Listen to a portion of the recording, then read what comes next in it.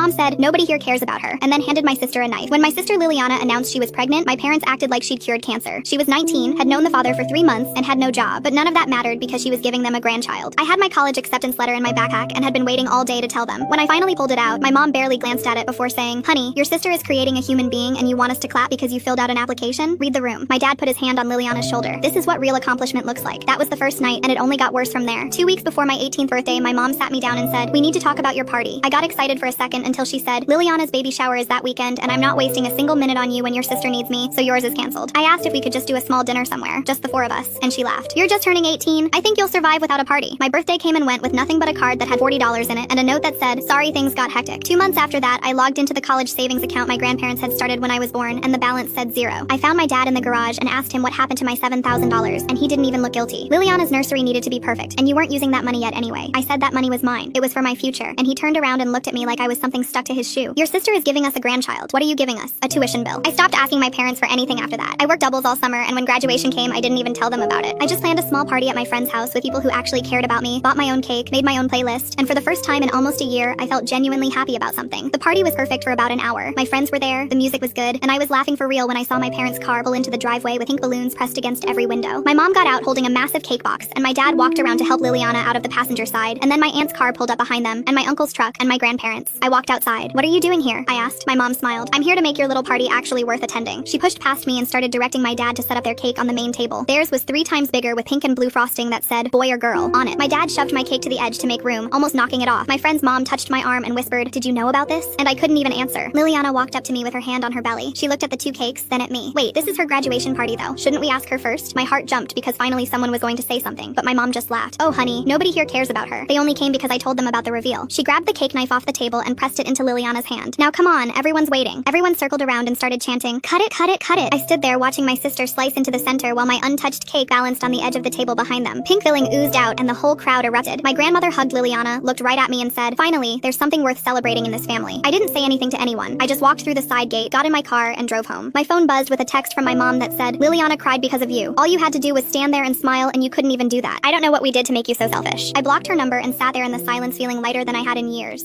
Scan the QR code to download TikTok. The subsequent story endings are explosive and full of hidden surprises waiting for you. You can also get rewards by creating a new account.